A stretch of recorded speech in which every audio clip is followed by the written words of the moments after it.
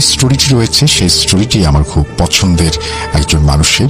তিনি হচ্ছেন জিয়াদ, এবং জিয়াদের স্টোরি দিয়ে শুরু করতে চাই আমাদের আজকের ভূত.com। চলুন শুরু করি তাহলে। যেভাবে লেখা আছে আমি সেভাবেই পড়ছি। এই রহস্যময় পৃথিবীর প্রতিটা রহস্য সম্পর্কে কি আমরা অবগত? প্রশ্নটির উত্তর হচ্ছে না। পৃথিবীতে এমন অনেক রহস্য আছে যে রহস্যগুলোর সম্পর্কে মানুষের কোনো ধারণাই নেই। আচমকা সে রহস্যগুলো মানুষের সামনে হাজির হয়ে যায় এবং মানুষের জীবনকে ধ্বংস করে রেখে চলে যায়। প্রিয় লিসেনার্স, আপনাদের মধ্যে অনেকেই পুকুরে, নদীতে, খালে, বিলে সাঁতার কাটতে, গোসল করতে অথবা মাছ ধরতে অনেক ভালোবাসেন। একটু চিন্তা করে দেখুন, আপনি নদীতে কিংবা পুকুরে গোসল করতে গিয়েছেন অথবা সাঁতার কাটতে গিয়েছেন। একটা সময় আপনি পানির অতল গভীরে ডুব দিয়েছেন। এমন সময় যদি আপনার সামনে হাজির হয়ে যায় ভয়ানক কোনো রহস্য, তখন আপনি কি করবেন? এই কথাগুলো আমি কেন বলছি, একে একে সবকিছু জানতে পারবেন। আসসালামু আলাইকুম রাসেল ভাইয়া এবং আমাদের প্রিয় শ্রোতা বন্ধুরা। আশা করি আল্লাহ তাআলার অশেষ রহমতে সকলেই ভালো আছেন। আমি লাজিম ইয়াসার জিয়াদ আজ আবারও ফিরে আসলাম আপনাদের মাঝে নতুন আরেকটি ঘটনা নিয়ে। শুরুতেই ভাইয়ার কাছে ক্ষমা চেয়ে নিচ্ছি আমার লেখায় অনিচ্ছাকৃত ভুলের জন্য। আজ যে ঘটনাটি আমি আপনাদের বলতে চলেছি, এই ঘটনাটি আমি কিভাবে সংগ্রহ করেছি, শুরুতে আপনাদের সেই বিষয়টি বলা যাক। আমার বেশিরভাগ ঘটনা সংগ্রহের পেছনে আমার পরিবারের বিভিন্ন সদস্যের অনেক অবদান রয়েছে। আমাদের পরিবারের প্রায় সবাই ভূত.com-এর অনেক ভক্ত। বিশেষ করে আমার দাদা এবং দাদুমণি, তারা দুজনে ভূত FM এবং ভূত.com-এর অনেক ভক্ত।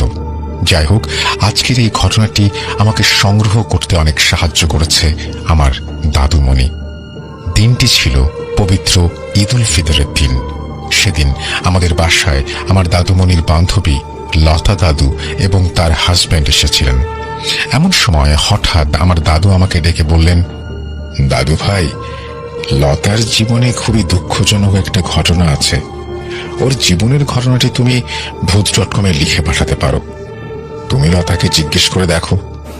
দাদুমণির সব কথা শুনে আমি লতা দাদুকে জিজ্ঞেস করি ঘটনাটি সম্পর্কে। শুরুতে লতা দাদু কিছু বলতে না চাইলেও দাদুমণি এবং আমার জোড়াজুড়িতে বলতে শুরু করেন। তো চলুন এবার চলে যাওয়া যাক মূল ঘটনার গহীনে। বলছেন লতা দাদু।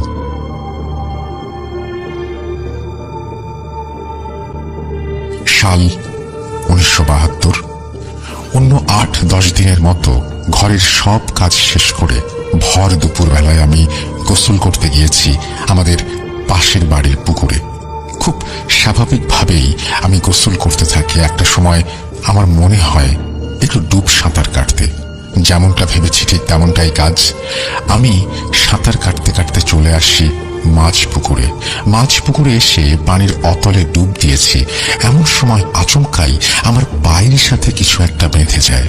সেই সাথে আমি আমার পায়ে একটু ভার অনুভব করতে থাকি। এমন অবস্থা দেখে আমি মাছ পুকুর থেকে সাঁতার কেটে চলে আসি পুকুর পাড়ে এসে আমি যখন পুকুর পাড়ের পাকা অংশে উঠে বসে নিজের পায়ের দিকে তাকাই, আমি দেখতে পাই বড় কচুরিপানার একটা স্তূপ আমার পায়ের সাথে পেঁচিয়ে আছে। এটা দেখে আমি আমার পা থেকে সেই কচুরিপানার স্তূপ সরাতে শুরু করি। এমন সময় আমি দেখি কচুরিপানার স্তূপের ভেতরে বাক্স আকৃতির কিছু একটা। বিষয়টি ভালোভাবে দেখার জন্য সেই জিনিসটিকে আমি কচুরিপানার স্তূপের ভেতর থেকে বের করে নিয়ে আসি। সেই জিনিসটি বের করে আনতেই আমি দেখতে পাই 4 থেকে 5 ইঞ্চির ছোট একটা পিতলের বাক্স। সেই বাক্সের গায়ে শ্যাওলা জমে আছে। দেখে মনে হচ্ছে খুবই পুরনো একটি বাক্স। যাই হোক, এরপর আমি সেই বাক্সটির মুখ খোলার চেষ্টা করি, কিন্তু ব্যর্থ হই। এমন সময় হঠাৎ আমার মনের মধ্যে খটকা লাগতে শুরু করে, কারণ আমি এর আগে এমন অনেক ঘটনা শুনেছিলাম যে এমন অনেক পুরনো জিনিস পেলে সেগুলো খুলে দেখতে নেই, সেগুলো খুললে নাকি অনেক সময় বড় বিপদ হয়। যাই হোক, এরপর আমি সেই বাক্সটি ছুঁড়ে ফেলে দিই পানিতে এবং গোসল শেষ করে চলে আসি ঘরে। ওই দিনটি আমার খুব স্বাভাবিকভাবেই কেটে যায়। রাতে তোমার দাদা বাসায় আসলে আমি তোমার দাদাকে সেই বাক্সের বিষয়টি জানাই। তোমার দাদা এসব শুনে আমাকে উদ্দেশ্য করে বলতে শুরু করেন, তুমি সেই বাক্সটি ফেলে দিয়ে ভালো করেছো। এখনো এমন অদ্ভুত কোনো জিনিস পেলে সেগুলো খুলে দেখবে না, ওসব নিয়ে চিন্তা করতে হবে, ভুলে যাও। তোমার দাদার কথা শেষ হলে এরপর তাকে আমি খাবার দেই। খাওয়া শেষ হলে তোমার দাদা আর আমি খুব স্বাভাবিকভাবেই ঘুমিয়ে যাই। আমি পানির অতল গভীরে ডুবে আছি। এমন সময় আমি দেখতে পাই বিশাল আকৃতির কিছু একটা আমার সামনে কালো ধোঁয়ার ন্যায় দৃশ্যমান হচ্ছে। আস্তে আস্তে সেই জিনিসটি সম্পূর্ণ দৃশ্যমান হয়। কি বিভৎস দেখতে সেই জিনিসটি! সেই জিনিসটা পুরো শরীর নীলবর্ণের পিচ্ছিল কিছু একটা দ্বারা আবৃত। জিনিসটির কোমরের থেকে নিচের অংশ পুরোটাই সাপের লেজের মতো এবং কোমর থেকে মাথা পর্যন্ত কোনো ভয়ানক প্রাণীর মতো। সেটা যে কি প্রাণী সেটা আমি বলতে পারবো না, কারণ এমন কোনো প্রাণী আমি আজ পর্যন্ত কোনো দিনও দেখিনি। সেই প্রাণীটির মুখের ভেতরে স্তরে স্তরে সারি সারি অসংখ্য ছোট দাঁত। আমি শুধু অপলক দৃষ্টিতে সেই ভয়ানক প্রাণীটির দিকে তাকিয়ে আছি তো তাকিয়েই আছি। এমন সময় সকল নিস্তব্ধতা ভেঙে সেই ভয়ানক প্রাণীটি বলতে শুরু করে, তুই আজকে আমার দেয়া বাক্সটি ছুঁড়ে ফেলে দিয়েছিস। কাজটা তুই মোটেও ভালো করিসনি। আমি তোকে সেই বাক্সটি দিয়েছিলাম, ওর মধ্যে রয়েছে তোর সবচেয়ে মূল্যবান উপহার। তোকে আমি আর একবার সুযোগ দেব। তুই সেই বাক্সটি তোর কাছে রেখে দিবি এবং আমি যখন বলবো তখন সেটি খুলে দেখবি। আর আমার এই কথার অমান্য যদি তুই করিস তাহলে তোকে পেতে হবে ভয়ানক শাস্তি। আমার কথা অমান্য হলে তোর সবচেয়ে মূল্যবান জিনিসগুলো আমি তোর থেকে একে একে ছিনিয়ে নেব। এই বলে সেই ভয়ানক প্রাণীটি বিশ্রীভাবে হাসতে শুরু করে। সে সাথে হঠাৎ করে আমার দম বন্ধ হয়ে আসতে শুরু করে এবং আমার ঘুম ভেঙে যায়। ঘুম ভেঙে যেতেই আমি তাড়াতাড়ি করে তোমার দাদাকে ঘুম থেকে জাগিয়ে তুলি এবং আমার স্বপ্নের কথাটা জানাই। তিনি আমার সব কথা শুনে বলেন, আরে ওসব কিছু না, তুমি এসব নিয়ে ঘুমানোর আগে বেশি চিন্তা করেছ, তাই এমনটা স্বপ্ন দেখেছ। ওসব চিন্তা মাথা থেকে ঝেড়ে ফেলে আল্লাহ তাআলার নাম স্মরণ করো আর ঘুমানোর চেষ্টা করো, তো দেখবে আর কোনো খারাপ স্বপ্ন দেখবে না। এই বলে তোমার দাদা ঘুমিয়ে যান, কিন্তু আমার কোনোভাবেই ঘুম আসছিল না। চোখ বন্ধ করলে সেই বিভৎস প্রাণীটির চেহারা আমার চোখের সামনে ভেসে উঠছিল আর সেই প্রাণীটির বলা কথাগুলো আমার কানে প্রতিধ্বনিত হচ্ছিল। আমার বারবার মনে হচ্ছিল যে আমার সাথে আজকে যে ঘটনাগুলো ঘটেছে এটা কোনো বিপদের আগাম সংকেত। আমার দেখার স্বপ্ন সেটা ছিল আমার জন্য একটি আগাম দুঃসংবাদ। আমার বারবার কেন জানি শুধু এটাই মনে হচ্ছিল, আমি জানি না কেন। যাই হোক, সেটাতে আমি আর ঠিকমতো ঘুমাতে পারিনি। পরদিন থেকে আমি আর গোসল করতে পুকুর পাড়ে যাওয়া বন্ধ করে দিই। এভাবে অতিবাহিত হয়ে যায় 3টি দিন। এই 3টি দিনের মধ্যে আমার সাথে আর কোনো অস্বাভাবিক ঘটনা ঘটেনি।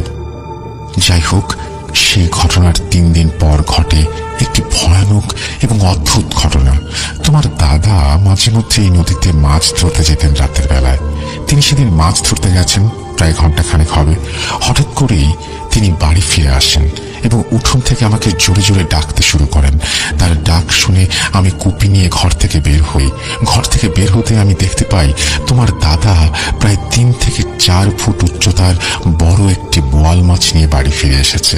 আমাকে দেখে তিনি আমাকে উদ্দেশ্য করে বলেন, আজকে কপালটা অনেক ভালো, নদীতে গিয়ে সবেমাত্র বড়শিটা ফেলেছি, বেশি অপেক্ষাও করতে হয়নি, এর মধ্যেই অনেক বড় আকারের একটা বোয়াল মাছ ধরা পড়ল।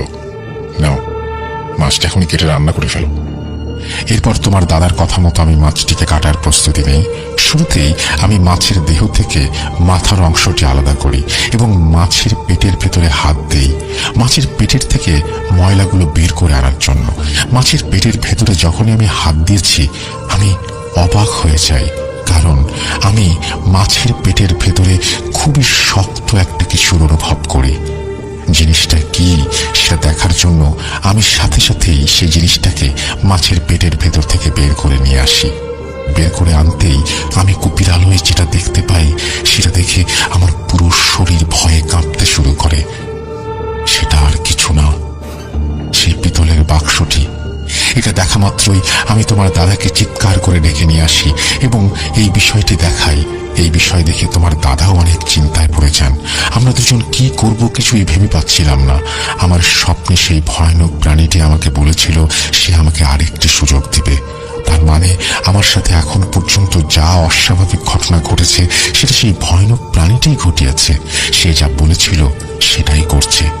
এসব ভেবে আমার পুরো শরীর ভয়ে ঠান্ডা হয়ে যেতে শুরু করে। এমন সময় তোমার দাদা আমাকে উদ্দেশ্য করে বলতে শুরু করেন, তুমি ভয় পেও না, আল্লাহ তাআলার রহমতে কিছু হবে না, নিজেকে শক্ত করো। আর এই বাক্সটি আমি আজকে রাত্রে রেখে দিচ্ছি। কাল সকালে ফজরের আজানের পর আমাদের মসজিদের ইমাম সাহেব আফতাব আলী, তাকে এটা দেখাবো এবং এই ঘটনাও খুলে বলবো। ইনশাল্লাহ আল্লাহ যদি চান তাহলে এই বিপদের একটি সমাধান বের হবে। আর এই মাছটি আমি এখনই ফেলে দিচ্ছি, তুমি ভয় পেও না। এই বলে তোমার দাদা সেই মাছটি ফেলে দিয়ে আসেন এবং সেই বাক্সটি পাশের ঘরে একটা জায়গায় কাপড় দিয়ে পেঁচিয়ে রাখেন। যাই হোক, সেই রাতে তোমার দাদা এবং আমার কারোরই ঠিকভাবে ঘুম হয়নি। আমরা দুজন অপেক্ষা করতে থাকি ফজরের আজানের। একটা সময় আমাদের সকল অপেক্ষার অবসান ঘটে এবং ফজরের আজান হয়। আজান হলে তোমার দাদা উজু করে এবং সেই পাশের ঘরে যায়। পাশের ঘরে গিয়ে তিনি আমাকে চিৎকার করে ডাকতে শুরু করেন।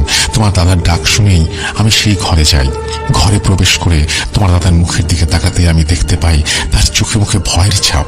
কি হয়েছে জিজ্ঞেস করতেই তোমার দাদা বলে ওঠেন, খুব খারাপ একটা কিছু হয়তো আমাদের সুখী জীবনে প্রবেশ করেছে। আমি বাক্সটা এখানে রেখেছিলাম, কিন্তু এখানে সেই বাক্সটা নেই। শুধু যে কাপড়টা দিয়ে সেই বাক্সটা পেঁচিয়ে রেখেছিলাম, এখানে সেটা পড়ে আছে। কি হচ্ছে আমি কিছুই বুঝতে পারছি না। এই বলে তোমার দাদা হন্তদন্ত হয়ে ছুটে যান মসজিদে। এই সকল বিষয় দেখে আমি কিছু ভেবে পাচ্ছিলাম না। কোনো এক সময় মনে হচ্ছিল আমি কিছুটা ঠাহর করতে পারছিলাম। যাই হোক, ঘটনার পরবর্তী অংশ তোমার দাদা বলবেন। আমরা এসব ঘটনা দেখে ছুটে যাই মসজিদে। মসজিদে গিয়ে জামাতে ফজরের সালাত আদায় করি। যাই হোক, সবাই মসজিদ ত্যাগ করলে আমি আমাদের মসজিদের ইমাম আফতাব আলী সাহেবকে ডেকে বলি তার সাথে আমার কিছু কথা আছে। আমার ডাক শুনে তিনি মসজিদের মেঝেতে আমাকে নিয়ে বসেন।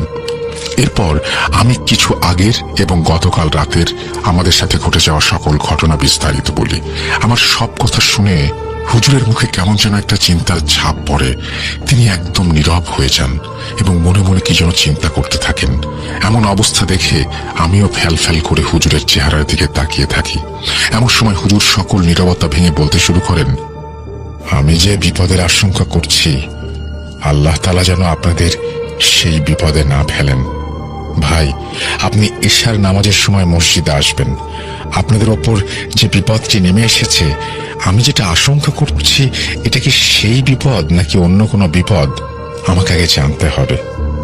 এই বলে হুজুর আমাকে বিদায় দেন। হুজুরের সব কথা শুনে আমি কিছু বুঝতে পারছিলাম না। কিসের বিপদের আশঙ্কা করছে হুজুর, এসব কি বললেন, আমার কিছুই মাথায় আসছিল না। যাই হোক, এরপর আমি বাড়ি ফিরে যাই এবং তোমার দাদুকে সবকিছু খুলে বলি। সারাদিন অপেক্ষা করতে থাকি ইশার আজানের। একটা সময় অপেক্ষার প্রহর শেষ হয় এবং ইশার আজান হয়। ইশার আজান হলে আমি ছুটে যাই মসজিদে এবং ইশার সালাত আদায় করি। ইশার সালাত শেষে হুজুর এবং আমি বসি মসজিদের মেঝেতে। আমি হুজুরের মুখের দিকে তাকিয়ে স্পষ্ট দেখতে পাচ্ছিলাম হুজুরের মুখে ভয়াবহ চিন্তার ছাপ। যাই হোক, এরপর হুজুর আমাকে উদ্দেশ্য করে গম্ভীর গলায় বলতে শুরু করেন, ভাই, আমি যে বিপদের আশঙ্কাটা করেছিলাম সেই বিপদটাই নেমে এসেছে আপনাদের ওপর। এই বিপদটির নাম হচ্ছে মরণ খোলা ফাঁদ। আপনার স্ত্রীর ওপর এক ভয়ানক জাদুবিদ্যার সাধক জিনের নজর পড়েছে। এই জিনটি জাদুবিদ্যায় অত্যন্ত পারদর্শী। ভয়ানক এই মানুষটির নিজের ওপর থেকে নিয়ন্ত্রণ হারিয়ে সেই জিনটির অধীনে চলে যাবে। এরপর সেই জিনটি শয়তানকে খুশি করার জন্য সেই মানুষটিকে বলি দেয়। আপনার স্ত্রী একজন তুলা রাশির জাতক এবং তার জন্ম কৌশিক অমাবস্যার রাতে হয়েছে। এই জন্যই এই জিনটির নজর পড়েছে আপনার স্ত্রীর ওপর। আর কাল রাতে সেই বাক্সটি আপনার ঘর থেকে সেই জিনটি নিয়ে গিয়েছিল, কারণ সে জেনে গিয়েছিল যে আজ আপনি আমার কাছে আসবেন। সেই বাক্সটি আপনি আমার কাছে নিয়ে আসতে পারলে আমি সেই জিনকে বন্দি করে ফেলতে পারতাম। এজন্য সেই বাক্সটি সে নিয়ে গেছে। আমি আমার বাবার কাছে অনেক আগে এই মরণ ঘোলার ফাঁদ সম্পর্কে একটি ঘটনা শুনেছিলাম। এজন্যই সকালে আপনাকে বলছিলাম, আমি যে বিপদের আশঙ্কা করছি এটা কি সেই বিপদ নাকি অন্য কোনো কিছু আমাকে জানতে হবে। আমি যখন আমার বন্ধু এবং আমার ছাত্র জিনদের এই বিষয়টি তথ্য সংগ্রহ করতে বলি, তারা আমাকে এই তথ্যগুলো সংগ্রহ করে দেয়। আমার বাবার বলা তথ্য এবং জিনদের তথ্য পুরোপুরি মিলে যায়। আপনারা সেই বাক্সটি না দেখে বিপদ থেকে কিছুটা বেঁচে গিয়েছেন, তবে এই বিপদ শেষ হবার না। আপনি চিন্তা করবেন না ভাই, আল্লাহ তাআলা চাইলে সবকিছুই ঠিক হয়ে যাবে। আপনাকে আমি 3টা তাবিজ দিচ্ছি। একটা তাবিজ আপনার কোমরে পড়বেন, একটা তাবিজ আপনার স্ত্রীকে পড়তে বলবেন, আর একটি আপনার ছেলেকে বলবেন। আরেকটি কথা, আপনার স্ত্রী এবং আপনার ছেলে যেন কোনো দিন নদী, নালা, পুকুর, খাল, বিলের পানিতে প্রবেশ না করে। এই কথাটা সবসময় মনে রাখবেন। আপনার স্ত্রী বা আপনার সন্তান যদি কোনোদিন নদী, নালা, পুকুর, খাল, বিলের পানিতে প্রবেশ করে, তাহলে আপনাদের উপর নেমে আসতে পারে ভয়ানক বিপদ। এই বলে হুজুর তার কথা শেষ করেন এবং আমাকে বিদায় দেন। হুজুরের এইসব কথা শুনে আমি তখন কি করব কিছুই ভেবে পাচ্ছিলাম না। আমি বাকরুদ্ধ হয়ে শুধুই ভেবে যাচ্ছিলাম, এসব কি হলো আমার সাথে। যাই হোক, হুজুরের কাছে বিদায় নিয়ে আমি সোজা বাড়িতে চলে আসি। বাড়ি ফিরে এসে তোমার দাদুকে সকল ঘটনা বিস্তারিত বলি। এরপর হুজুরের দেয়া সেই তাবিজ থেকে একটি তাকে দেই এবং এই তাবিজটি কোমরে পড়তে বলি। হুজুরের কথা মতো একটি তাবিজ আমি কোমরে পড়ি এবং অবশিষ্ট আরেকটি তাবিজ আমার 6 বছরের ছেলেকে পরিয়ে দেই। এই বলে দাদা থেমে যান। প্রিয় লিসেনার, কি ভাবছেন ঘটনা এখানে শেষ? যদি এমনটা ভেবে থাকেন তাহলে এখনই সেই ভাবনা থেকে ফিরে আসুন, কারণ এই ঘটনার সবচেয়ে মর্মান্তিক এবং কষ্টদায়ক বিষয় সম্পর্কে জানা এখনো বাকি। দাদার কথা শেষ হওয়ার পর আবার বলতে শুরু করেন লতা দাদু। তোমার দাদার মুখে সবকিছু শুনে আমার পুরো শরীর ঠান্ডা হয়ে যায়। আমার চিন্তা শক্তি আমি হারিয়ে ফেলি। যাই হোক, গতকাল রাতে তোমার দাদা এবং আমার দুজনের একজনেরও ঠিকভাবে ঘুম হয়নি। এই জন্য রাতের খাবার কোনো মতে খেয়ে ঘুমিয়ে পড়ি। একটা সময় ঘুমের মধ্যে আমি দেখতে শুরু করি, প্রথম স্বপ্নের মতো একইভাবে আমি অতল পানির গভীরে ধীরে ধীরে কালো ধোঁয়ার ন্যায় সেই ভয়ানক প্রাণীটি আমার সামনে দৃশ্যমান হয়। দৃশ্যমান সেই প্রাণীটি ভয়ানকভাবে গর্জন করতে করতে বলে, তোর এবং সেই হুজুরের জন্য আজকে প্রথম আমার কাজ অসফল হলো। তোকে পেতে হবে কঠিন শাস্তি। সারা জীবন তুই সেই শাস্তি ভোগ করবি।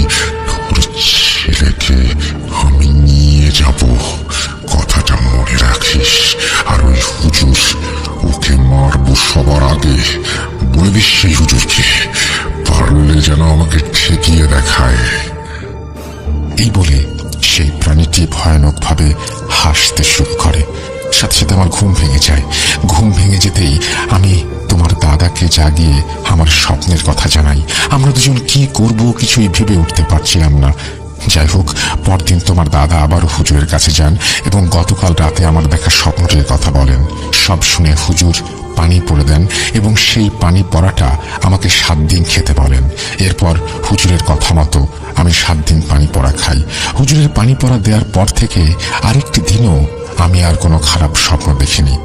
এভাবে অতিবাহিত হয়ে যায় খুব স্বাভাবিকভাবেই প্রায় 6টি বছর। এই 6 বছরে আমাদের সাথে আর কোনো অস্বাভাবিক ঘটনা ঘটেনি। আমি প্রায় সেই ঘটনাটি ভুলেই গিয়েছিলাম। আমি ভেবেছিলাম সকল বিপদ কেটে গিয়েছে, কিন্তু আমার এই ভাবনাকে ভুল প্রমাণ করে আমার জীবনের সবচেয়ে ভয়ানক দুঃখ আমার দিকে ধেয়ে আসছিল, সেটা আমার মোটেও জানা ছিল না। ঘটনার বাকি অংশ আমি বলতে পারবো না, আমার বুকটা ফেটে যাচ্ছে। এই বলে লতা দাদু অঝরে কাঁদতে শুরু করেন। কিছুক্ষণ পর লতা দাদু শান্ত হন। লতা দাদু শান্ত হলে ঘটনার বাকি অংশ বলতে শুরু করেন দাদা, কারণ লতা দাদু ঠিকভাবে কথাই বলতে পারছিলেন না। দাদা বললেন, আমাদের সাথে ঘটে যাওয়া সেই ঘটনার পর অতিবাহিত হয়ে যায় 6টি বছর। আমি তোমার দাদু প্রায় ভুলেই গিয়েছিলাম সেই ঘটনা। এমন সময় আমাদের উপর নেমে আসে এক ভয়ানক দুঃখের কঠিন পাহাড়। আমার শরীরটা সেদিন ভালো না থাকার কারণে আমি ফজরের সালাত আদায় করতে মসজিদে যাইনি, আর সকালবেলায়ও আমি বাড়ির থেকে বের হইনি। এর জন্য সেদিন সকালে আমি ঘরেই ছিলাম। আমার ছেলে আমাকে আমাদের বাড়ির কাছে মাঠে খেলতে যাবে বলে ঘর থেকে বেরিয়ে যায়। প্রায় দুপুর হয়ে আসে, কিন্তু ও বাড়ি ফেরে না। এর জন্য আমি ওকে খুঁজতে বের হই, কিন্তু কোথাও খুঁজে পাই না। যেই মাঠে গিয়ে আমি ওকে খুঁজি, আমি কোথাও তাকে দেখতে পাই না। অন্য ছেলেদেরকে জিজ্ঞেস করি, কিন্তু সবাই বলে ওইখানে আসেইনি। আমি খুব চিন্তিত হয়ে পড়ি। সাথে সাথেই আমি আশেপাশের সকল মানুষকে ডেকে ডেকে একসাথে করি এবং আমার ছেলেকে খুঁজে পাচ্ছি না এই বিষয়টি জানাই। এমন সময় আমাদের প্রতিবেশীদের মধ্যে থেকে একজন বলে ওঠেন, কি যে শুরু হলো এই গ্রামে, কিছুই বুঝতে পারছি না। গতকাল রাত থেকে আমাদের মসজিদের ইমাম সাহেবকে পাওয়া যাচ্ছে না, আজকে আবার আপনার ছেলেকে পাওয়া যাচ্ছে না। কি যে শুরু হলো। এই কথাগুলো শোনা মাত্রই আমার পুরো শরীর ভয়ে ঠান্ডা হয়ে যায়। সেদিন সারাটা দিন তন্ন তন্ন করে আমাদের গ্রাম সহ আশেপাশের 2-3 গ্রাম পর্যন্ত আমার ছেলে এবং ইমাম সাহেবকে খোঁজা হয়, কিন্তু তাদের কোথাও পাওয়া যায় না। এভাবে অতিবাহিত হয়ে যায় 3টি দিন। 3 দিন পর তাদের লাশ ভেসে ওঠে আমাদের বাড়ির পাশের পুকুরে। ফজরের সালাত আদায় করে মানুষ যখন বাড়ি ফিরে আসছিল, তখন তারা সেই পুকুরে আমার ছেলে এবং হুজুরের লাশটি ভেসে উঠতে দেখে। সেই জিনটি যা বলেছিল সেটাই করেছে। হুজুরকে এবং আমার ছেলেকে সে মেরে ফেলেছে। সে হুজুর আর আমার ছেলের পুরো শরীর ক্ষতবিক্ষত করেছে। আমি কোনো দিন আর সেই দৃশ্যটি মনে করতে চাই না। কি নির্মম ভাবে আমার ছেলে এবং হুজুরকে সে মেরেছে। কি লাভ হলো এতে তার? যাই হোক, এরপর থেকে তোমার দাদু 3 বার বাচ্চা জন্ম দিয়েছেন, কিন্তু প্রতিবারই আমাদের প্রতি বাচ্চাই জন্মের সময় আমরা মৃত পেয়েছি।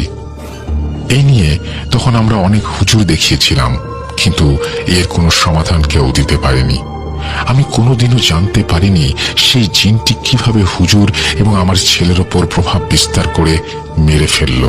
এই রহস্যটা তাদের মৃত্যুর সাথে মাটির নিচে দাফন হয়ে যায়। এই বলে দাদা তার কথা শেষ করেন।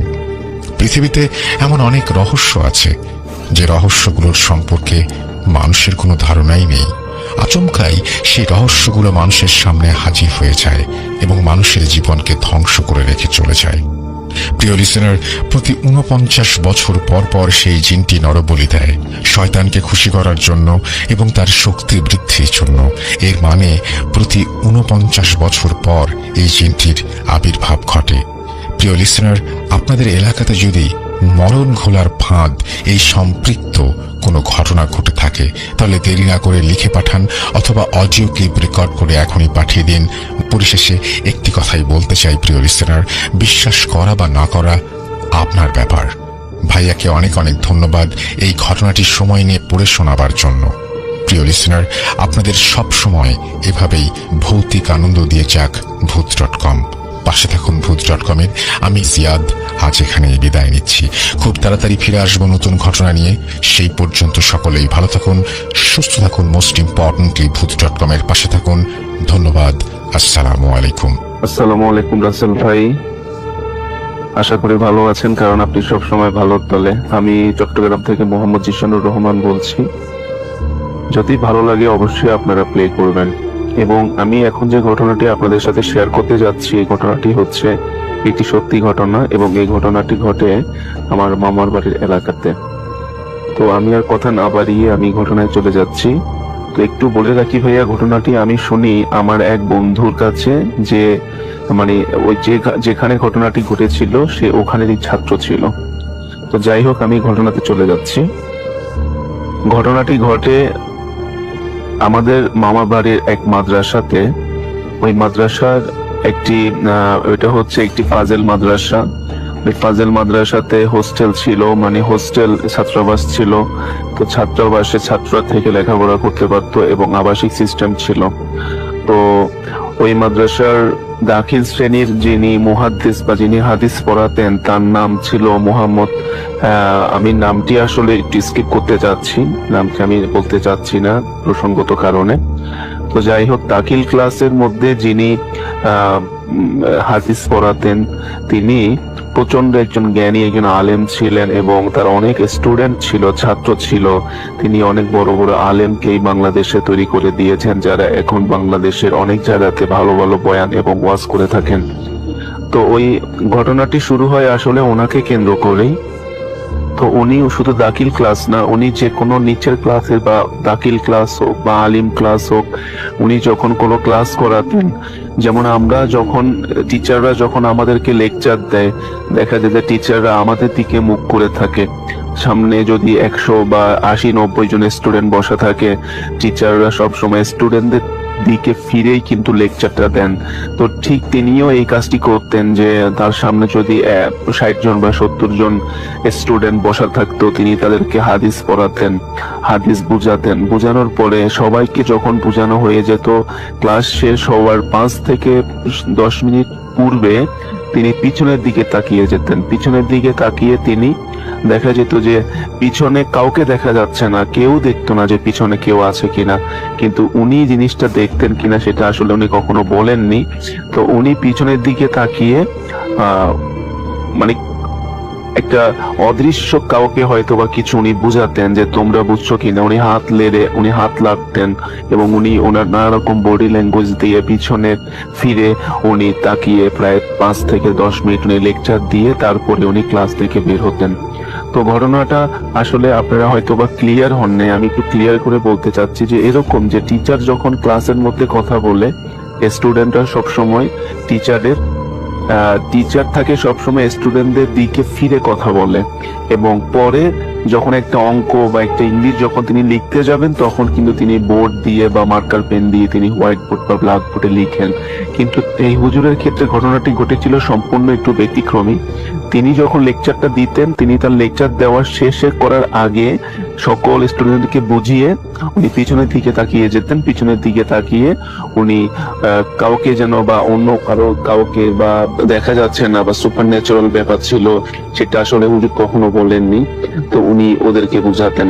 তো এই ঘটনাটি প্রায় ঘটতে থাকে বলতে আলিম ক্লাসে উনি একই কাজ করতেন, দাখিল ক্লাসে একই কাজ করতেন, ইভেন উনি 9-8 এর ক্লাসেও বা অন্যান্য ক্লাসে যে হাদিস পড়াতেন বা অন্যান্য ক্লাস নিতেন, উনি একই কাজটি করতেন। তো এরকম ঘটনাটি আসলে ঘটতে থাকে এবং এক পর্যায়ে ছাত্রছাত্রীরা মনে করতে থাকে যে হুজুরের মাথায় মনে হয় কোনো সমস্যা আছে, না হলে হুজুর এরকম আচরণ কেন করবেন। তো তারা এক পর্যায়ে তারা দেখা যায় এর মধ্যে একটা থাকে না যে ক্লাসের মধ্যে কিছু দুষ্ট ছেলে থাকে, যারা টিচারদের নানা রকম নাম দেয়, নানা রকম আজে বাজে নাম দিয়ে তারা ডাকে রাস্তাঘাটে, একটু টিচারদেরকে একটু ইনসাল্ট করার চেষ্টা করে। তো এরকম ওই দাখিল ক্লাসের মধ্যে দুই একটা ছেলে ছিল যারা হুজুরকে রাস্তা দেখলে হুজুরকে পাগল বা মেন্টাল বলে এরকম বলে দৌড় দিত। তো এই জিনিসটা হুজুর খুব মনে কষ্ট পেতেন। তো হুজুর কখনো কাউকে কিছু বলেননি বা কাউকে কখনো শাস্তি দেননি। তো উনি ওনার মতো করে পাঠদান দিয়ে যাচ্ছিলেন এটা। তো এইভাবে ঘটনাটি অনেকদিন যায়, অনেকদিন যেতে হুজুর কিন্তু একই কাজ বারবার করছেন। তো স্টুডেন্টরাও একটু অস্বস্তির মধ্যে পড়ে যাচ্ছে যে হুজুর পিছনের দিকে তাকিয়ে কাদের সাথে কথা বলেন বা কাদেরকে লেকচার দিচ্ছেন।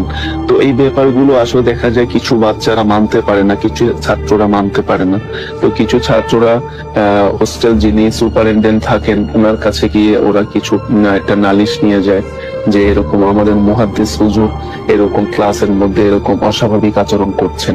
তো এখানে বলে রাখা ভালো যে ওখানে মাদ্রাসা যিনি সুপারিনটেন্ডেন্ট ছিলেন বা যিনি প্রিন্সিপাল ছিলেন, উনি কিন্তু ওই হুজুরের খুব ভালো একজন বন্ধু ছিলেন।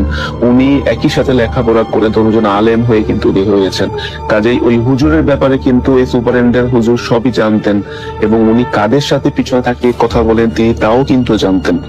তো ওই বাচ্চাদেরকে হুজুর বুঝিয়ে বলেন যে না, তোমরা তোমাদের ওস্তাদ আমি জানি উনি ঠিকই আছে, তোমরা শুধু ওনার থেকে পড়াটা আদায় করে নাও, তোমরা ওনাকে কোনো রকমের আজে বাজে নামে ডেকো না বা তোমরা ওনাকে কোনো ডিস্টার্ব করো না, তোমরা জাস্ট ওনার থেকে পড়াটাকে বুঝে নিবা, এর বাইরে উনি যা করে করুক তোমাদের সেটা দেখার বিষয় না। তো এক প্রকারে আর কি কথাটাকে উনি স্কিপ করে যান। তো এইভাবে অনেকদিন চলতে থাকে এবং হুজুর এইভাবে প্রতিদিনই ক্লাস নিতেন। প্রতিদিন ক্লাস নিয়ে উনি চলে যেতেন। চলে যাওয়ার আগে উনি প্রায় 5 থেকে 10 মিনিট উনি পিছনে তাকিয়ে লেকচার দিতেন, তারপরে ক্লাস থেকে বের হয়ে যেতেন। তো এভাবে ক্রমান্বয়ে চলতে চলতে দেখা গেল যে রমজান মাস চলে আসে। রমজান মাসে দেখা যায় অনেকগুলো মাদ্রাসা ছুটি হয়, কোনো কোনো মাদ্রাসা দেখা যায় 20 রমজানে ছুটি হয়, আবার কোনো কোনো জায়গায় দেখা যায় পহেলা রমজান থেকে ছুটি হয়ে যায়। তো এই ঘটনাটি যে মাদ্রাসায় আসলে ঘটেছিল সেই মাদ্রাসাটা 15 রমজানের পর থেকে ছুটি দেওয়া হয়, ঈদের ছুটি। তো কিছু কিছু বাচ্চারা বাড়ি চলে যায়, তারা তাদের বাড়ি, কারো বাড়ি ছিল দক্ষিণবঙ্গে, কারো বাড়ি ছিল উত্তরবঙ্গে। তো দেখা যায় তারা চলে যায়, এর মধ্যে 2-1টা বাচ্চা থেকে যায়, কারণ তাদের বাড়ি ছিল অনেক দূরে। তারা চিন্তা করে যেহেতু এই সময়টাতে কোনো স্টুডেন্ট থাকতেছে না ছাত্রাবাসে, কাজে এই সময়টাতে আমরা একটু মন দিয়ে পড়ালেখা করতে পারবো, তাই 2-1টা বাচ্চা হোস্টেল মধ্যে রয়ে যায়। এবং একটা জিনিস বলতে ভুলে গিয়েছি যে হুজুরটা মুহাদ্দিস বা যিনি ওই মানে ক্লাসগুলো করাতেন উনি কিন্তু হোস্টেল সুপার ছিলেন। তো হোস্টেল সুপার বাধ্য হয়ে যান, মানে ওই হুজুরটা থাকতে বাধ্য হন, যেহেতু সবগুলো বাচ্চা এখনো চলে যায়নি, তাই তিনি ওই বাচ্চাগুলো দায়িত্ব নিয়ে ওই মাদ্রাসাতে স্টে করেন ঈদ পর্যন্ত। তো রাসেল ভাই, ঘটনা যেটা আসল ঘটে সেটা শুরু হয় ওই সব ছাত্ররা চলে যাওয়ার 2 থেকে 3 দিন পরে রাতের বেলা। রমজান মাসই ছিল। তো রমজান মাসে সবাই তারাবির নামাজ পড়ার পরে খাওয়া দাওয়া করে খুব আর্লি সবাই ঘুমাতে চলে যায়। মাদ্রাসাতে নিয়মটা হচ্ছে এটা যে এশার নামাজ তারাবিটা পড়েই তাড়াতাড়ি কিন্তু ঘুমিয়ে যেতে হয়। তারপরে আবার দেখা যায় যে সেহরির আগে আগে উঠে তাহাজ্জুদ নামাজ পড়তে হয়। তো যাই হোক, তো একটা ছেলে, যে ছেলেটা হুজুরকে খুব বেশি ডিস্টার্ব করতো, ও কিন্তু আসলে মাদ্রাসার হোস্টেলে থাকতো। তো ওই ছেলেটা নামাজ এবং তার তারাবির নামাজ শেষ করে সে রাতের বেলা মানে 9টা কি 9:30টার দিকে সে ক্যান্টিনে তার রাতের খাবারটা সে গ্রহণ করতে যায়। তো রাতের খাবারটা আবার খেয়ে সে সুন্দর মতো তার যে রুমে সে থাকে, সেই রুমে আর কেউই ছিল না, সে একা ছিল, সবাই যেহেতু বাড়ি চলে গেছে। সে ঘুমানোর জন্য প্রস্তুতি নেয়, সে ঘুমিয়ে যাওয়ার চেষ্টা করে, সে 10টা কি 10:30টার দিকে সে ঘুমিয়ে যায়। তো যেহেতু সেহরি খেতে উঠতে হবে, সেই আগে আবার তাহাজ্জুদ করতে উঠতে হবে, তাই সে চিন্তা করে যে একটু ঘুমিয়ে নিই, 2-1 ঘন্টা ঘুমালে শরীরটা একটু ভালো থাকবে। তো যেই কথা সেই কাজ, ছেলেটা মশারি টাঙিয়ে সুন্দর মতো তার বেডটাকে গুছিয়ে সে শুয়ে যায়। তো শুয়ে যাওয়ার কিছুক্ষণ পরে তার ঘুমিয়ে যায়। তো রাসেল ভাই, আসলে ঘুমিয়ে যাওয়ার কিছুক্ষণ পরের মধ্যেই দেখা যায় যে সে হয়তো বা ঘুমালো 10:30 কি 11:45টার মধ্যে, দেখা গেল যে তার ঘুমটা ভেঙে গেল 11:20 বা 25-এর মধ্যে। প্রচন্ড মশার কামড়, প্রচন্ড মশা তাকে কামড় দিচ্ছে, মানে পুরো মশা মনে হচ্ছে তার পুরো বেডটাকে ঘিরে ফেলেছে। সে প্রচন্ড মশার কামড়ে আর সহ্য করতে না পেরে সে ঘুম তার ভেঙে যায়। তো তখন সে বলে যে আমার তো স্পষ্ট মনে আছে যে আমি মশারি টাঙিয়ে ঘুমিয়েছিলাম, তাহলে আমার মশারিটা কোথায়? সে তখন মশারি খুঁজতে থাকে এবং দেখে যে তার যে ফ্যানটা, সেই ফ্যানটাও কিন্তু বন্ধ করা, কারণ সে কিন্তু ফ্যান চালিয়ে অন করে কিন্তু ঘুমিয়েছিল। তো যাই হোক রাসেল ভাই, তারপরে সে মনে করে যে হয়তোবা মনের ভুল হতে পারে। তারপরে তখন সে মশারিটা খুঁজতে থাকে, মশারিটা দেখে সুন্দর করে ভাঁজ করে তার বালিশের নিচে রেখে দেওয়া হয়েছে। এবং সে মানে নিজেকে এটা বুঝায় যে হয়তোবা খুব ঘুম পেয়েছিল, ঘুমের ঘোরে আমি হয়তোবা মশারি টাঙাতে ভুলে গেছি। তারপরে সে আবার ফ্যান চালায় এবং মশারি টাঙিয়ে সে আবার ঘুমিয়ে যায়। তো রাসেল ভাই, ঘুমিয়ে যাওয়ার কিছুক্ষণ পরের মধ্যেই আবার দেখা যায় ঘন্টা খানেক মধ্যে তার ঘুম ভেঙে যায়, আবার তাকে মশা কামড়, প্রচন্ড মশা তাকে কামড়াতে থাকে এবং সে তখন হঠাৎ করে বিছনা থেকে লাফ দিয়ে উঠে এবং একটু ভয় পায় যে পরপর দুইটি ঘটনা তার সঙ্গে ঘটছে। কারণ তার স্পষ্ট কিন্তু মনে আছে যে সে সেকেন্ড টাইম কিন্তু তার যখন ঘুমটা ভাঙে ফার্স্ট টাইমে সে কিন্তু মশারি টাঙিয়েই ঘুমিয়েছিল। তাহলে মশারি কোথায় গেল? তো রাসেল ভাই সে একটু ভয় পায়, ভয় পেয়ে সে দেখে যে মশারি নেই। তো সে তার বেড থেকে উঠে মশারিটা খোঁজার চেষ্টা করে, দেখে যে মশারি কোথাও নেই। তাই সে তার রুমে লাইটটা জ্বালানোর জন্য তার বেড থেকে কিন্তু লাইটটা হাত দিয়ে ধরা যেত বা পাওয়া যেত, সে তাই হাত দিয়ে তার বেড থেকে লাইটটাকে যখন ক্লিক করতে গেল সুইচে, দেখলো কি যে সেখানে কোনো লাইটের সুইচ নেই। তখন হঠাৎ সে বলল যে কি ব্যাপার, আমি তো সব সময় ঘুমাতে যাওয়ার আগে আমি শুয়ে থেকে আমি লাইটটা অন করি, তাহলে আমি কেন এখন লাইট অন করতে পারতেছি না? তখন সে ভাবে যে যাক হয়তো বা আমি নিচে নেমে দেখি যে ঘটনাটা কি। যখন সে নিচে নামতে যাবে রাসেল ভাই, সে ফিল করে যে সে যে পা দিচ্ছে তার পায়ের নিচে কিন্তু কোনো মাটি বা কোনো ফ্লোর নেই রাসেল ভাই। তখন সে হঠাৎ নিজেকে আবিষ্কার করে যে তার পুরো বেডটা বা তার পুরো চৌকিটা বা খাটটা যেখানে সে ঘুমাতো সেটা মাটি থেকে প্রায় 20 থেকে 30 ফুট উপরে কিন্তু ভেসে আছে। তখন এটা যখন সে রিয়ালাইজ করে যে সে শূন্যের উপর ভেসে আসছে, তখন সে চিৎকার, ছোট বাচ্চা আসলে ভাই অনেক ছোট ছিল সে, মানে দাখিলের স্টুডেন্ট আর কত বড়ই বা হবে। তখন সে চিৎকার করে অজ্ঞান হয়ে যায়, কিন্তু সে চিৎকারটা এত জোরে সে করেছিল পুরো মাদ্রাসা শোনা গিয়েছিল। তখন পাশে সুপার হুজুরের রুম ছিল, যিনি তাদের মুহাদ্দিস নিয়ে তাদেরকে হাদিস পড়াতেন, তিনি চিৎকারটা শুনতে পান এবং তিনি চিৎকারটা শুনে তিনি মাদ্রাসার দারোয়ান এবং আরো 2-1 ছাত্র ছিল সেখানে, তাদেরকে সহ তার রুমের কাছে গিয়ে দেখেন রুমটি লক করা। তো দারোয়ানকে বলে, দারোয়ান তুমি রুমটাকে ভেঙে ফেলো, তারপরে রুমটা খুলো।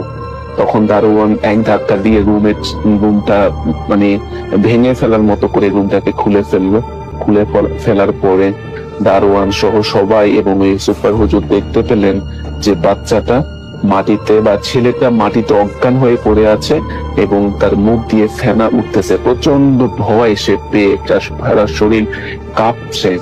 তখন হুজুরা দোয়া কালাম পড়ে সূরা কালাম তেলাওয়াত যেটুকু ওনারা করে ফু দিয়ে একটু পানি খাইয়ে ছেলেটার সেন্স আনার চেষ্টা করে। তো প্রায় আধা ঘন্টা পর ছেলেটার একটু সেন্স আসার পরে ছেলেটাকে জিজ্ঞাসা করা হয় যে কি হয়েছে, তুমি কেন এত ভয় পাইলা?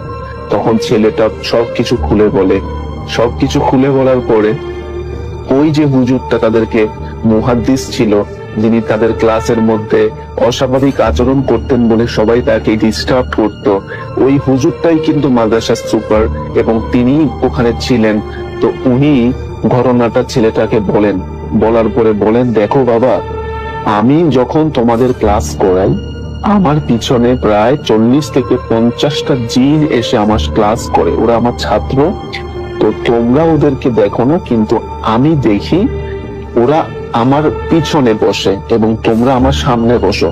কাজেই আমি যে সকল পড়াগুলো পড়াই ওরা সেই পড়াগুলো শিখে ওরা জ্ঞান অর্জন করছে, ওরা আলেম হচ্ছে, ওরা মুসলিম জিন। কাজেই তোমাদের পড়া শেষ করে আমি ওদেরকে পড়া বোঝানোর জন্য পিছনের দিকে ফিরে তাকাতাম, কিন্তু ব্যাপারটা তোমরা ভালোভাবে দেখোনি, তার জন্য তোমরা আমাকে রাস্তাঘাটে অনেক অপদস্থ করেছো, অনেক আজে বাজে নাম তোমরা ডেকে আমাকে অপমান করার চেষ্টা করেছো। আমি মনে কষ্ট পাইনি, কিন্তু আমার সেই জিন ছাত্রগুলো যেগুলো ওরা মনে কষ্ট পেয়েছে এবং মনে কষ্ট পেয়ে ওরা আজকে তোমাকে একটু ভয় দেখিয়েছে। তো এই ঘটনাটি যখন ছাত্রটাকে বলা হয়, ছাত্রটা প্রচন্ড ভয় পায় রাসেল ভাই, ভয় পাওয়ারই কথা। তো সে হুজুরের কাছে মাপ চাওয়ার পরে হুজুর তাকে মাফ করে দেন এবং সে আর ওই ছাত্রাবাসে থাকার কোনো সাহস তার হয় না। সে ঈদের ছুটি ছিল তাই সে তার মালসামানা নিয়ে পরদিনই সে তার বাড়ি রওনা হয়ে যায় রাসেল ভাই। তো রাসেল ভাই এই হচ্ছে ঘটনা। তো আমার জানা এরকম অনেক মাদ্রাসা এবং অনেক শিক্ষা প্রতিষ্ঠানও কিন্তু রয়েছে, যে সকল কলেজ মাদ্রাসা বা বিশ্ববিদ্যালয় আছে আমার জানা মতো, আমি নাম বলতে চাচ্ছি না। পাকিস্তানেও আছে, বাংলাদেশেও আছে কিছু ভার্সিটি যেখানে জিন জাতিরা মানুষের রূপ ধরে লেখাপড়া করছে। এবং কুমিল্লার সৈয়দপুর যে মাদ্রাসাটা, সেই মাদ্রাসায় কিন্তু প্রায় 200 থেকে 250 জিন কিন্তু মানুষের রূপে লেখাপড়া করছে। তো হয়তো আমরা সেগুলো দেখি মানুষের মতো, কিন্তু তারা আসলে কিন্তু মানুষ নয়। তো রাসেল ভাই, এই ছিল ঘটনাটি একদম সত্যি। যদি অবশ্যই আপনার যদি ভালো লাগে, আশা করি প্লে করবেন এবং দোয়া করবেন। আসসালামু আলাইকুম। 226তম এপিসোডে আরো একবার আপনাদের স্বাগত জানাচ্ছি আমি রাসেল। আশা করছি আপনারা সবাই ভালো আছেন, ভালোর দলে আছেন। আমি চলে যাব পরের ঘটনায়, এবং যিনি লিখেছেন আমাকে এই ঘটনাটি, তিনি এই ঘটনাটির নাম দিয়েছেন হিংসার বশে কালো জাদু। আমি সরাসরি চলে যাচ্ছি ঘটনায়। আসসালামু আলাইকুম রাসেল ভাই। ওয়ালাইকুম সালাম। তারপরে তিনি লিখছেন, আমি সাকিব সামি। আমি জানি সবসময় আপনি ভালোর দলে, তাই জিজ্ঞেস করলাম না আপনি কেমন আছেন। আমার এই ঘটনাটা একেবারে সত্যি ঘটনা। আমার বাসা যশোর। তারপরে তিনি তার ফোন নাম্বার শেয়ার করেছেন। তারপরে তিনি আবারও লিখছেন, আমার বাসা দূরে হওয়ায় আমার স্টুডিওতে এসে ঘটনা শেয়ার করা সম্ভব না, তাই লিখে পাঠালাম। ঘটনা ভালো লাগলে পড়ে শোনানোর অনুরোধ রইল। অনিচ্ছাকৃত ভুল ত্রুটি হলে ক্ষমা সুন্দর দৃষ্টিতে দেখার জন্য রাসেল ভাইকে অনুরোধ করছি। এই ঘটনাটি ঘটেছিল আমার খালার সাথে 2011 সালে। আর ঘটনাটা আমার আপুর সামনেই ঘটেছিল। আমার আপু 2011 সালে এসএসসি পরীক্ষা দেন, আর পরীক্ষা শেষে তিনি আমার খালার বাসায় বেড়াতে যান। তখন আমার খালা থাকতেন ঢাকার কোনো একটা বাসায়। আমার আপু যেভাবে বর্ণনা করেছেন তার ভাষায় লিখছি। আমি এসএসসি পরীক্ষা শেষ করে যখন খালার বাসায় গেলাম, তখন খালার বড় ননদের ছেলেও খালার বাসায় বেড়াতে আসলো। সেও আমার সাথে এসএসসি পরীক্ষা দিয়েছে। আর আমি যাওয়ার 2 দিন পর খালার ননদের মেয়েও বেড়াতে আসে। আর আমি যাওয়ার পর আমার খালার ছোট ননদও সেখানে বেড়াতে আসেন। আমরা সেখানে বেশ মজা করতাম। রাত 2টা-3টা পর্যন্ত গল্প করতাম। হঠাৎ ঘটল অঘটন। যেদিন ঘটনা ঘটল তার আগের দিন আমার খালার বড় ভাসুর ও তার বড় জা বেড়াতে আসছেন। তখন খালার বড় জা খালার মেজজার সাথে ঢাকার অন্য একটা জায়গায় একসাথে থাকতো। খালার মেজজার সাথে খালার সম্পর্কটা তেমন ভালো ছিল না। কোনো একটা কারণ নিয়ে ঝামেলা ছিল। খালা তার বড় ভাসুরকে দেখে খুব খুশি হন এবং অনেক খাবার রান্না করেন এবং তাদের সেই রাতটা থেকে যেতে বলেন। একবার বলার সাথে সাথে তারা থাকার জন্য রাজি হয়ে যায়। তার পরের দিন সকালে খালার বড় জা ও ভাসুর চলে যান। আর তারপরেই সমস্যা শুরু হলো। যেদিন রাতে ঘটনা শুরু হলো সেদিন বিকেলে খালা খাটের মাঝখানে বসে গল্প করছিলেন, কিন্তু খালার কেন যেন মনে হলো কে যেন তাকে এক ধাক্কায় খাটের নিচে ফেলে দিল। সেদিন সন্ধ্যায় হঠাৎ করে খালার ছোট ননদের জামাই খালার বাড়িতে আসেন। তাকে দেখে সবাই অবাক হয়ে যায়, কারণ তার সেখানে আসার কথা ছিল না। তিনি এসে বললেন, আমার মেয়েটা একটু দেখতে চাচ্ছিল, তাই চলে এলাম। তা আমার খালা বেশ খুশি হলো। আর ঘটনা ঘটল সেদিন রাতে 12:30। আমরা সবাই বসে গল্প করছিলাম আর আইসক্রিম খাচ্ছিলাম। হঠাৎ আমার খালার ননদের ছেলে বলল, আমার আজ কেন যেন ভালো লাগছে না, তোমরা থাকো, আমি ঘুমাতে চলে গেলাম। আমরা তাকে যাওয়ার অনুমতি দিলাম। তারপরে ও ঘুমাতে চলে গেল। আর তার কিছুক্ষণ পরেই ঘটল বিপদ। 12:45 হঠাৎ করে আমার খালার বড় ননদের ছেলে মশারি ছিঁড়ে এক দৌড়ে দরজার কাছে চলে আসে। যা ভেবেছিলাম ও হয়তো খারাপ কোনো স্বপ্ন দেখেছে, তাই এমন করছে। আর তারপরেই ও শুরু করলো অনেক অস্বাভাবিক ঘটনা।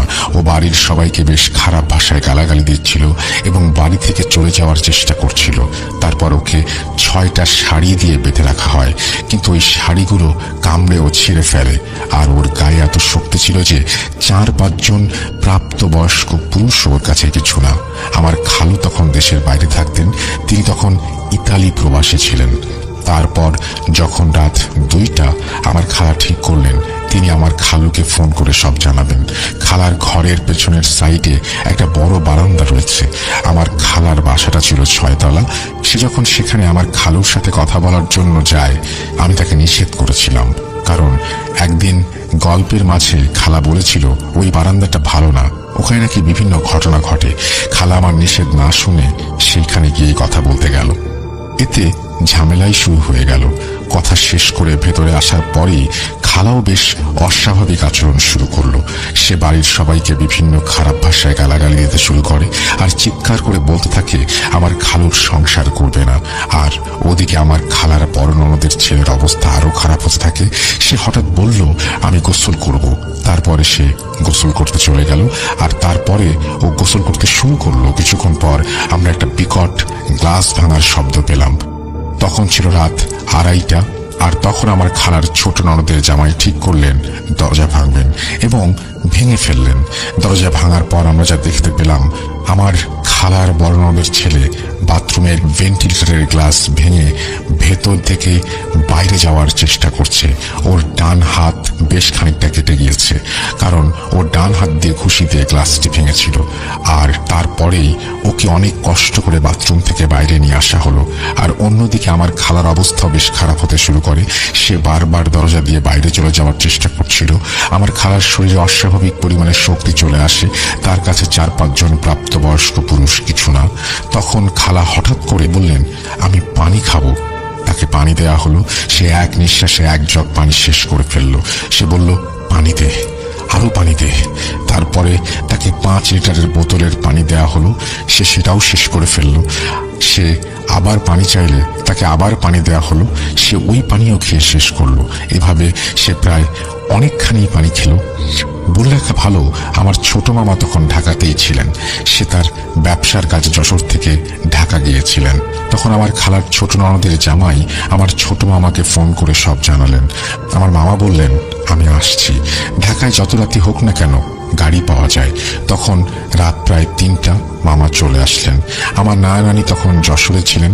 তারা অত রাতে সব শুনলে টেনশন করবে, তাই তাদের সকালে জানানো হবে বলে ঠিক করা হলো। আর যত রাত বাড়ছিল তত দুজনের অবস্থা আরো বেশি খারাপ হয়ে যাচ্ছিল। আমার খালাও এক দৌড়ে বাথরুমে ঢুকে গেল আর ঢুকে দরজা বন্ধ করে দিল আর এক নাগাড়ে গোসল করতে শুরু করলো। আমার খালা 6 তলার বাসায় থাকতেন আর খালার 4 তলায় একজন মহিলা ভাড়া থাকতেন। সে একটু ধার্মিক প্রকৃতির ছিলেন। তিনি 5 ওয়াক্ত নামাজ পড়তেন আর অনেক কিছু জানতেন।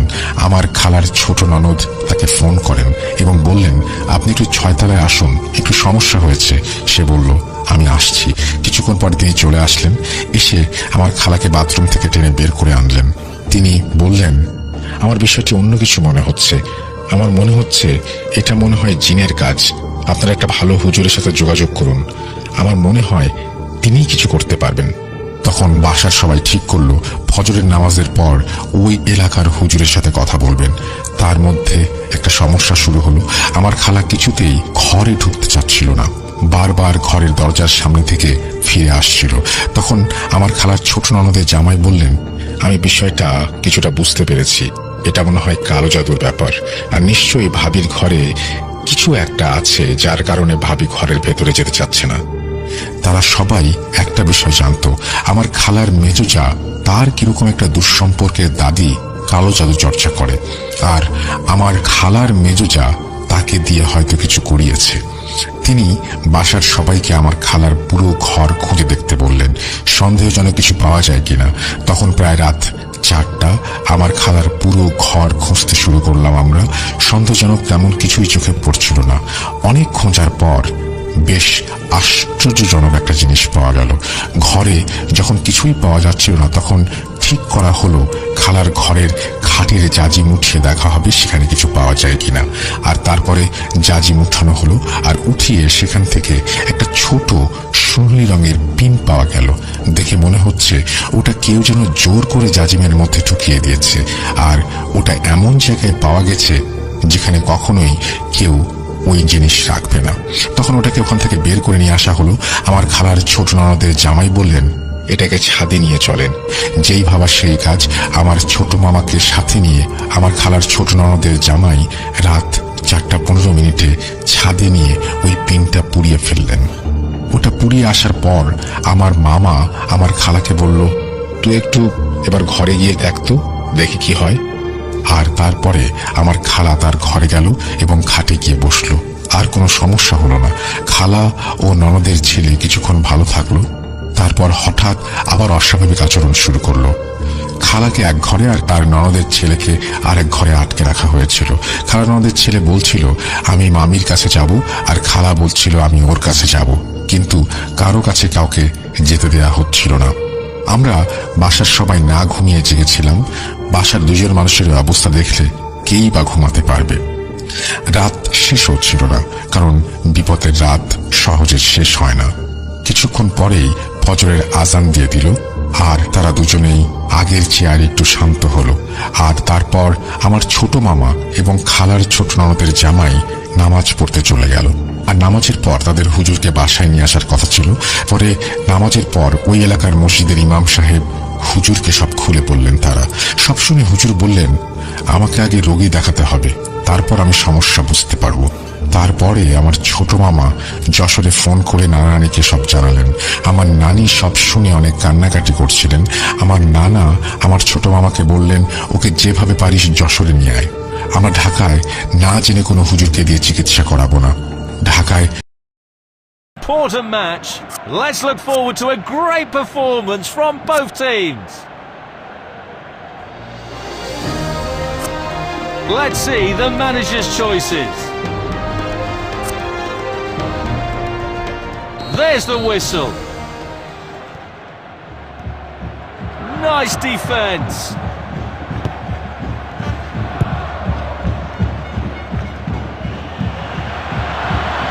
Into open space. Clear sight of goal. Ball is behind the line for a goal kick.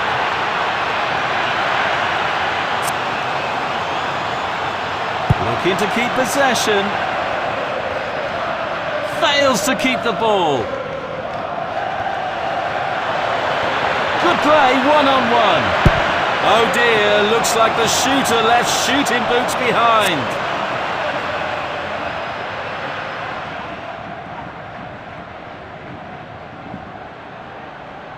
Here's the cross. What a good pass that is. Couldn't quite get them. They are looking to create space. Losing possession. Heavy shot. Score! Crashes against the post. Again. Fails to keep the ball. Opening quarter of an hour complete. Teams looking to establish control. Pressure forced the error.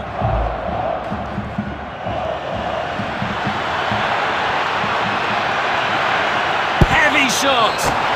Goal!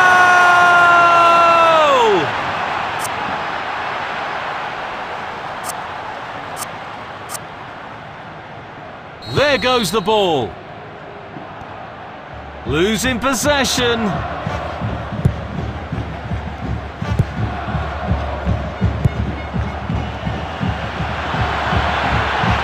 It's in! Plenty of power on that! Doubles the personal tally.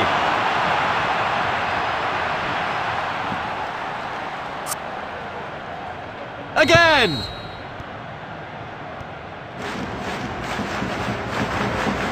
The score is now 0-3. Fails to keep the ball.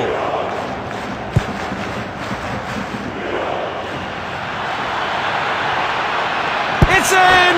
Plenty of power on that! And the ball is in the net! Crowd would have gone crazy, and quite rightly, so what a finish that is! Losing possession.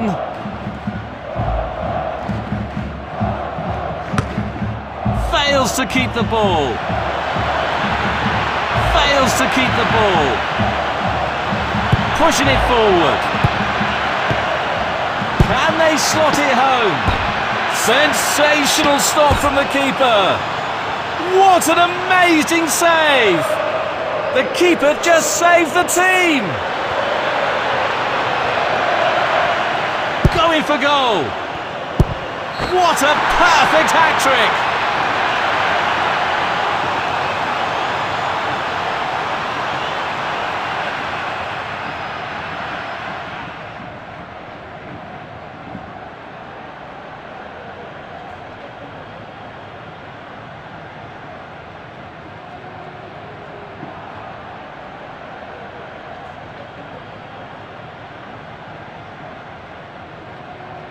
Again!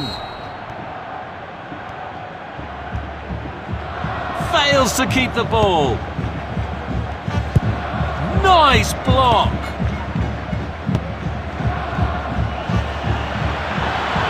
Fails to keep the ball. It's in! Plenty of power on that. Both teams played well in the first half. The second half is going to be intense.